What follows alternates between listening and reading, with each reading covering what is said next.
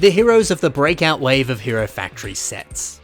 They are as good as it gets. So many incredible ideas, plenty of concepts that have been perfectly executed. And a lot of people regard these versions of these characters to be the best ever made. It doesn't get better than this. Well, unless of course they could be built better. Oh my god, is that even possible? Well, some talented LEGO builders from across the Bionicle community, they've done exactly that.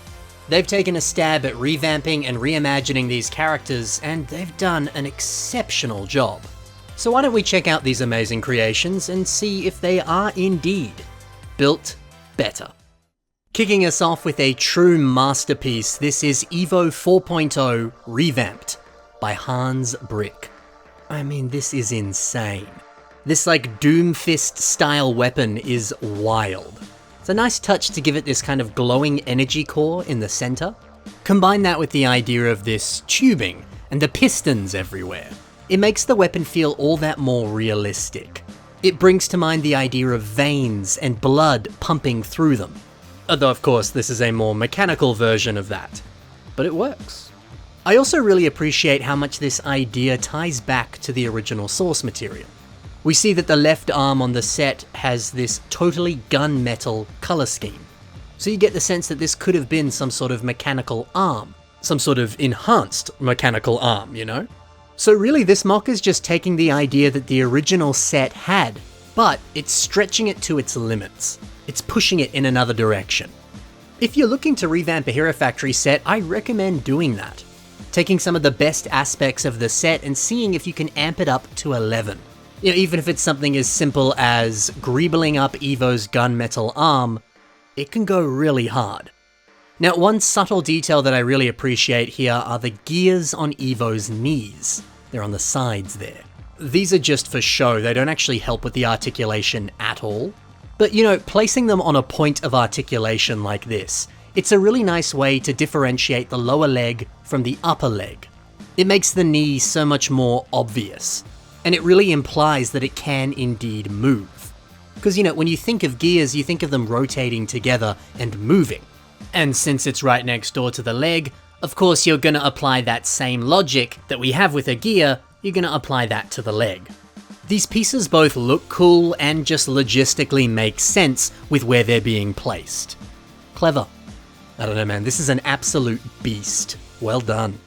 Now over to Moko and their reworking of Rocka.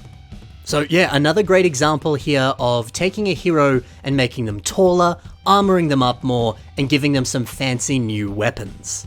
Of course, the original Rocka, he came with these nice hexagonal trans-green energy shield pieces. And you know, he wore them very well and they looked pretty good on the set. It's kind of a bit of a highlight of the character. But doubling these two up and turning them into a sort of cross formation, I think it looks even better. Maybe what I'm about to say is a bit of a stretch, but hear me out. The fact that the shield is in the shape of a plus sign, to me I always associate that with things like ambulances or hospitals. It has that good, healthy connotation to it. So to put that kind of shape language onto a hero, just kind of makes sense. Yeah, it's a subtle thing and maybe I'm stretching it here, but if the shape language of what you're building can have good connotations to it on a good character, I guess that works. And actually, that silver Borok weapon in the very center, the one that originally came on this Borok Kull set, the style of that piece, it ties in so nicely with these hexagonal pieces. Better than I would have expected, actually. Now sure, the Borok weapon itself isn't really like hexagonal in any way, but yeah, the vibes, they're just similar. Similar enough that it works. Something else that just works is the inclusion of the mask piece that comes on the set, Fangs. If you're not familiar with him, it's this guy. Yet turning that mask upside down and using it for some kind of fancy helmet or headgear, that's genius. It's such a surprisingly rare sight to see masks being enhanced with other pieces, and I think this is an example of just how dope that can really look. And that's the thing as well, Rocka's mask already is kind of perfect. I think it's great. But now it's even better. Who'd have thought? Oh, and one last thing, the knees. See how they're using these trans-green armor shells with that lion print on the front? So this piece is some kind of like name tag. Every single one of the 3.0 heroes had one of these. But I don't know, I've always felt that this was a very difficult part to use. It's just so like hyper-specific to this character. I mean, if you look closely enough, it literally has Rocka's name written on it. So it's not like you can just use this on any random character. It's just gonna look out of place. And I would argue it still kind of looks a little bit like tacky. It certainly looks tacky when you use it on other mocks, but I think it still looks tacky when you put it on Rocka. Not really cool to have a little personalized name tag on your shoulder, you know? But I don't know, there's something about that pop of green right here that perfectly complements and perfectly accents the gold and black color scheme. This is just such a nice way of integrating these that feels so natural and doesn't feel forced whatsoever. Might be the best use of that piece that I've ever seen. Well done, Moko. Alright, now to Luca Bricks, and they've given Mark Surge a bit of a revamp. Mate, I think this is really fun.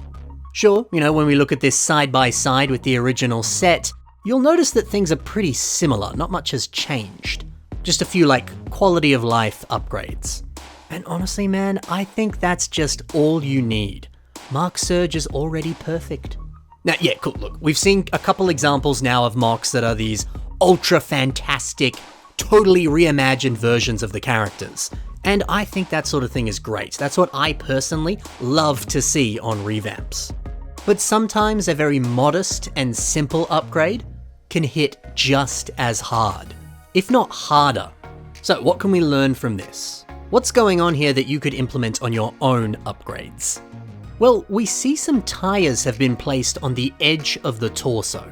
It fills in the gaps there quite nicely and it just looks good. It enhances what was already there on the original torso and it makes it look better. That's great. You can put some of these tires in between bones on the limbs as well if you want, and it still looks pretty good. I've seen a lot of complaints with the CCBS system where people say, well, there's too many gaps. This is a good way to remedy that. The mock also has a fancy new energy shield, making use of more of those Rocka pieces, very nice. And heck, while you're at it, why don't you add a bayonet on the end of the blaster? See, I like upgrades like this. Giving him a melee attack, giving him a shield so he has some defensive capabilities, all that sort of stuff just makes sense. Little enhancements like that that fit within the world of the character, practical stuff that, you know, the character could easily be using that makes sense, that's always a good choice. Nice thinking. Let's slide on over to a revamp of Bulk. This was built by Bingo125 Bricks. Now, when we compare this to the official set, you can see how surprising it is that a character that's called Bulk isn't actually all that bulky. I'm talking about the original set here. You know, sure, the shoulders are quite beefy, and he's got that sick shoulder-mounted blaster. I'm sure that thing packs a punch. He is bulky from like a firepower point of view, and I guess he's bulky in the shoulders, but when we look at everything else, it's not all that different from any other set. It's not all that bulky. Thankfully though, this revamp corrects that and shows us Bulk in some quite, you know, tank-like armor. It's very compact and very snazzy. Take a look at that redesigned shoulder turret. There's something almost brutalist about that design. Really focusing in on some rectangular shapes, not too much ornamentation or anything too fancy. It's nice. I think it ties into the look of the armor in a surprising way. Also, the choice to rotate the shoulder armor so that it is facing this way instead of the way that it is on the set, I think is smart. Because when you look at the one on the set, he can't turn his head at all. So practically, this makes way more sense. Thankfully now he can see bad guys in his peripheral vision, or, you know, who are just a little bit far to the left. Hey, I think this is a sick redesign. Over to Ferno, and this one is crafted by the ever-amazing Bob the Doctor 27. So not a huge amount to discuss here, but again, we got some nice minor improvements. Like the removal of the silver armor pieces on his left arm. I did like how those looked on the original set, but there is something quite refined and quite snazzy about how they look without that. I don't know, it makes things a little bit more uniform, and I can appreciate that. I think there is something nice about a bit of uniformity to all of the heroes. There is something a bit more noble about these characters having a more uniform look. Even the hoses and the turbines on the backpack here, they've been squished inward a little bit more. It feels a bit more compact. There's something very clean, very presentable about that. It's subtle stuff, but I think it does go a long way. Now for something a little bit less subtle. KZI One reimagines Stormer, but in a very, very different way. Now, I'm sure some of you are familiar with what this is inspired by. He is, of course, based off of a Space Marine from Warhammer 40k. I'm sure you love this as much as I do, but maybe you're thinking to yourself, I don't know, this is a little bit far from the source material. And you'd be right, but I think that's what makes this so cool. What a fun way to play with the character. Revamps like this ask the question, what would it look like if you combined Warhammer and Hero Factory? Mushing two things together like that can be such a good way to generate ideas. Sometimes it doesn't work, and sometimes it works really, really well like we see here. I mean, how nice is this system sword design? I love how we're able to get this nice string of cheese slopes along the edge, giving it a nice jagged look. Looks like it could do some serious damage. And then how about that nice crest on the torso? Using some of these light bluish grey wing pieces that would have come on a minifigure like the Lego Doctor Who Weeping Angel. Very fancy. Honestly, man, there's so much to love about this. I mean, I myself love the bulky shoulder design. See, that's the thing, right? You could go ham and just essentially make Stormer as a Space Marine. Or you could look at a Space Marine and think, hey, I like that shoulder armor. I'm just gonna take that and I'm gonna put it on my mock. That's all you need to do sometimes, right? Inspiration can pop up in all sorts of weird and wonderful places. So take a look at some stuff from Warhammer or any other tabletop role-playing game or anything in the world. It might just give you a few ideas for how you could approach an arm design, a torso design, whatever. Oh hey, and I really like this next one. This is Stringer by Biothant Samurai. Now, we all know and love Breakout Stringer. Of course, he's got that sick rock and roll aesthetic. His shoulder armor is embedded with speakers. His weapon looks a little bit like a guitar. He's so cool. And thankfully, all of this is still present on this revamp, but they've taken it up a notch. The guitar weapon is more obviously a guitar, which might seem like a little bit straightforward and obvious, but I've seen some people who didn't quite realize that the guitar weapon on the set was actually meant to resemble a guitar. So at least it's incredibly obvious now. And see, that's a good approach to revamping a set, isn't it? Take some of the key features of the set and make them even more obvious. Or maybe just branch off a little bit. See what it looks like if you took it in a new direction. That could be fun. I mean, the shoulder armor here, it's taken in a bit of a new direction. Instead of the speaker being heavily embedded into the armor, this is just a straight up mounted speaker. There's actually something pretty rock and roll about mounting an actual speaker onto your shoulder, so it's quite fitting. Very nice. Over to Windgecko and her revamp of necks. Now, I said before how much I enjoy seeing modifications and various attachments on top of masks. And this one here I think is super fitting for the character. You know, necks, they're meant to be the tech guy.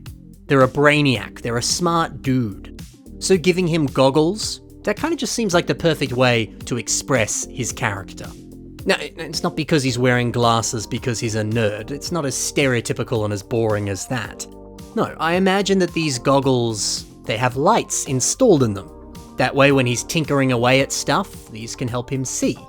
I also imagine that these have some sort of heads-up display that allows him to see data as he's designing things. And hey, you know, if Nex is the kind of guy that builds cool gadgets and toys around with stuff so that he can fulfill his hero duties, well then of course he's going to have some fancy goggles that he's designed himself to help him do that.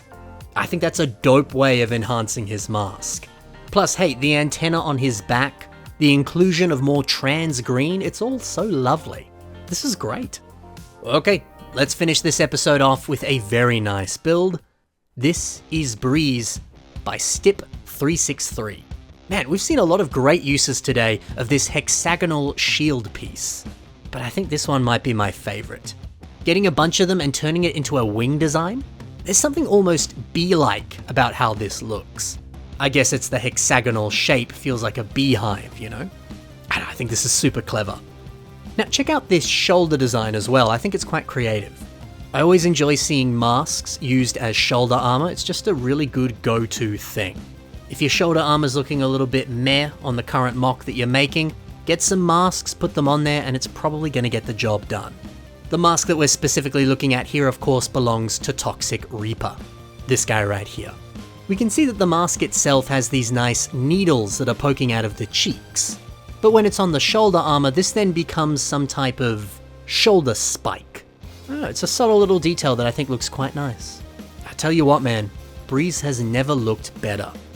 There you go, that's all 9 of the Breakout Hero Factory Heroes revamped, reimagined, and rebuilt. Which one was your favourite? And did you think every single one of these was indeed built better? Or do you prefer the original set? Let me know in the comments below. And hey, if you want to see more creations from these insanely talented builders, be sure to take a look at the links in the description below. That way you can see some of the other stuff that they've made. It's worth a look. So thanks for watching, guys, happy building, and bye for now.